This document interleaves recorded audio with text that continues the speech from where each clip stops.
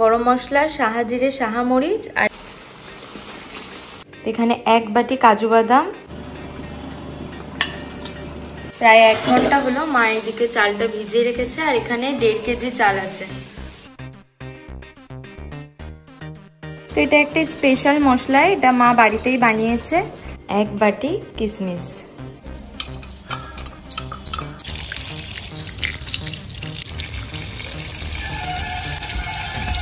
তো মাংসটা কষাতে কষাতেই কিন্তু মাংস থেকে এরকম জল বেরিয়েছে। প্রায় 3 কেজি মাংস আছে।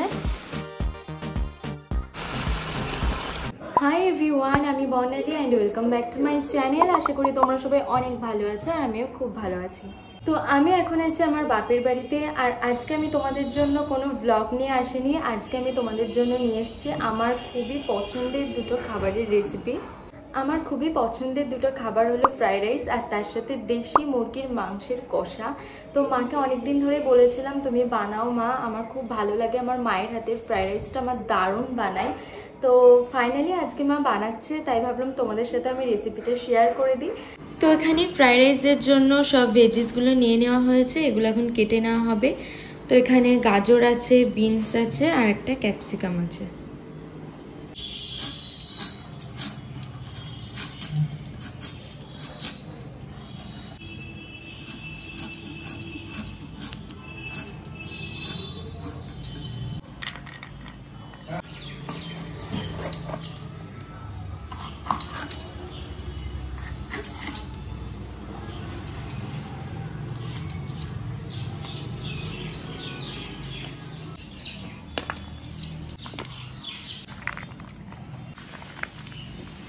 তো এইদিকে রাইসের জন্য যে মশলাগুলো লাগবে সেগুলো মা রেডি করে রেখেছে। এখানে কাজু, কিশমিশ, তার সাথে ঘি, সাদা তেল, আর এদিকে আছে তেজপাতা, এটা জায়ফল, জয়ত্রী, আচ্ছা স্টার, গরম মশলা, সাহা জিরে, সাহা মরিচ, আর এটা গোলমরিচ।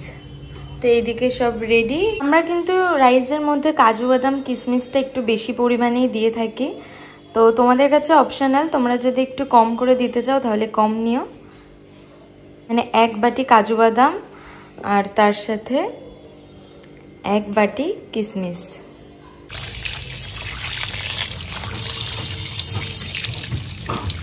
রাইসের সাথে এদিকে হবে দেশি চিকেন কষা। তো তার জন্য দিদি চিকেনটাকে ভালোভাবে ধুয়ে নিচ্ছে।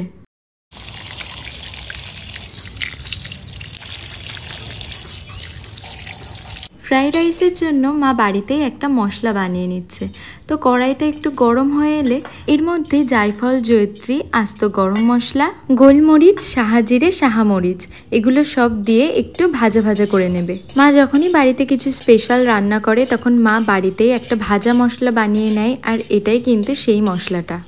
শুকনো কড়াইয়ে এগুলো একটু ভেজে নেওয়ার পর এগুলো কিন্তু গুঁড়ো করে নিতে হবে।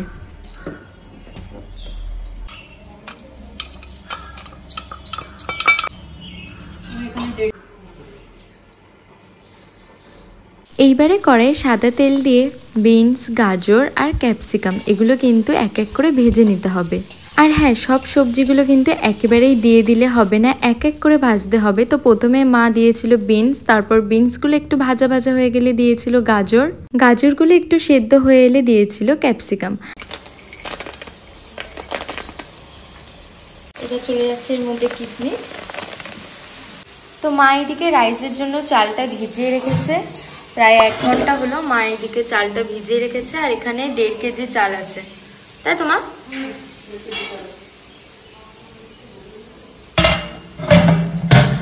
কাজু, কিশমিশ আর ভেজিটেবলস গুলো ভেজে নিচ্ছে, আর তার সাথে কিন্তু রাইসটাও স্টিমে বসে গেছে।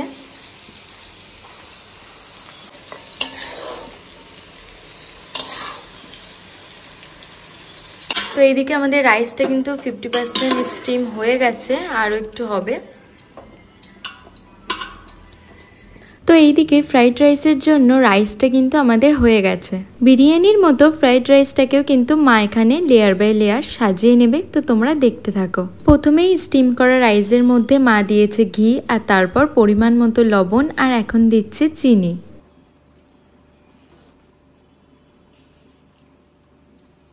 এরপর অ্যাড করতে হবে ফ্রাই করে রাখা ভেজিস, সাথে কাজু, কিশমিশ। আর সেই ভেজে রাখা মশলার গুঁড়োটাও কিন্তু এবার দিয়ে দিতে হবে, তবে পুরো মশলাটা কিন্তু একেবারে দিয়ে দিলে হবে না। তো এদিকে ফার্স্ট লেয়ার কমপ্লিট করে মা সবকিছুর সাথে রাইসটাকে কিন্তু মিশিয়ে নিচ্ছে।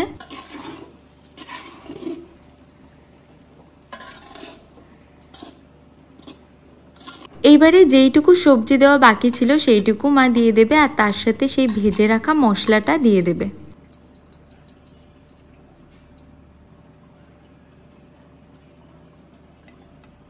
তো আমাদের ফ্রাইড রাইস একদম রেডি হয়ে গেছে। আর আমার মা কিন্তু খুবই সহজ পদ্ধতিতে খুবই অল্প সময়ের মধ্যে বাড়িতেই এই ফ্রাইড রাইসটা বানায়। আর যারা নতুন রান্না শিখছো তারা কিন্তু এই সহজ পদ্ধতিতে ফ্রাইড রাইস বাড়িতে বানাতেই পারো। আর অবশ্যই আমাকে কমেন্টে জানিও এই রেসিপিটা তোমাদের কাছে কতটা হেল্পফুল হলো। চলো এবার দেখে নাও দেশি চিকেন কষার রেসিপি। প্রথমেই সর্ষের তেলটা গরম হয়ে এলে ওর মধ্যে দিতে হবে গোটা জিরে, শুকনো লঙ্কা আর গোটা গরম মশলা। এরপর দিতে হবে একটু বড় কুচি করে কেটে রাখা পেঁয়াজ। পেঁয়াজটা একটু ভাজা ভাজা হয়ে এলে এর মধ্যে দিতে হবে রসুন বাটা।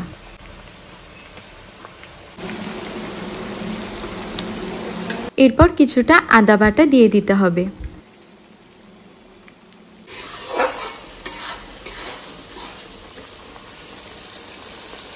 মশলাটা বেশ কিছুক্ষণ কষিয়ে নেওয়ার পর দিতে হবে ধনে গুঁড়ো, তার সাথে জিরে গুঁড়ো।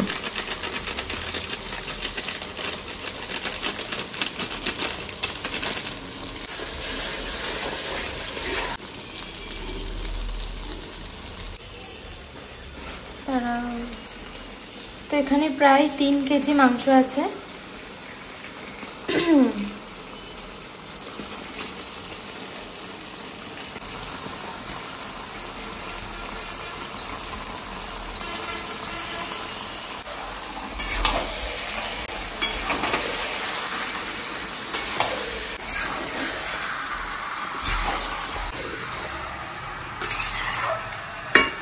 দেশি মুরগির মাংস কষাতে কিন্তু বেশ অনেকটা টাইম লাগে, তাই মাংস দেওয়ার পরই কিন্তু দিয়ে দিতে হবে লবণ, যাতে মাংসটা একটু তাড়াতাড়ি সিদ্ধ হয়ে যায়।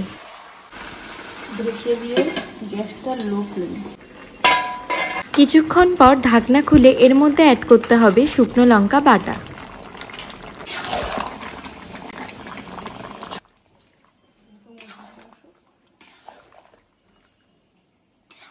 এরপর দিতে হবে কাশ্মীরি লঙ্কার গুঁড়ো আর তার সাথে হলুদ গুঁড়ো।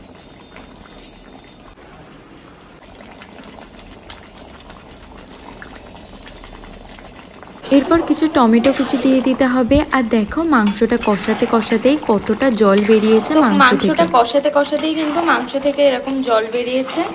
মা এখানে এখনো অবধি কোনো জল অ্যাড করেনি, অল্পই জল দেবে। হ্যাঁ, কষা মাংসই করবে, বেশি জল একটু দেবে না, কারণ রাইসের সাথে কষা মাংসই ভালো লাগে, বেশি ঝোল ঝোল ভালো লাগে না।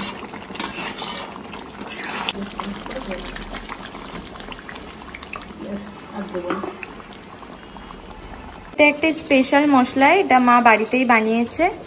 আমি প্রথমেই তোমাদের সাথে শেয়ার করেছি এই ভাজা মশলাটা মা কিভাবে বানিয়েছে। তো এই মশলাটাই কিন্তু এখন মাংসের মধ্যে অ্যাড করে দেবে। তো এইদিকে আমাদের চিকেন কষা আর ফ্রাইড রাইস একদম রেডি। তো এবার শুধু খাওয়ার অপেক্ষায়। তো এই যে অবশেষে আমাদের ফ্রাইড রাইস আর তার সাথে চিকেন কষা একদম রেডি। আর এটা এখন আমি টেস্ট করব। তো মেনলি আমি মাকে অনেকদিন ধরেই বলছিলাম, মানে বিয়ের পর থেকে, যে ফ্রাইড রাইসটা বানাও। তো আজকে মা বানালো, আর এটা মেনলি আমার জন্যই বানানো হয়েছে। তো এবার টেস্ট করে দেখি।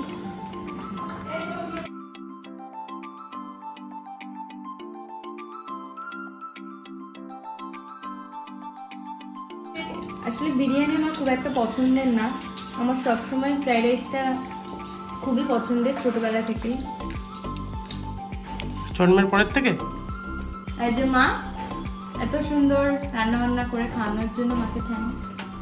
আজকে দুপুরের লাঞ্চটা তো পুরো জমে গেছে। তো তোমাদের যদি এই দুটো রেসিপি ভালো লেগে থাকে, তোমরা যদি বাড়িতে বানাও, অবশ্যই আমাকে কমেন্টে জানিও। আর আমার চ্যানেলে নতুন হলে চ্যানেলটাকে সাবস্ক্রাইব করতে একদমই ভুলো না। চলো আজকের জন্য বাই, দেখা হচ্ছে নতুন একটা ব্লগে।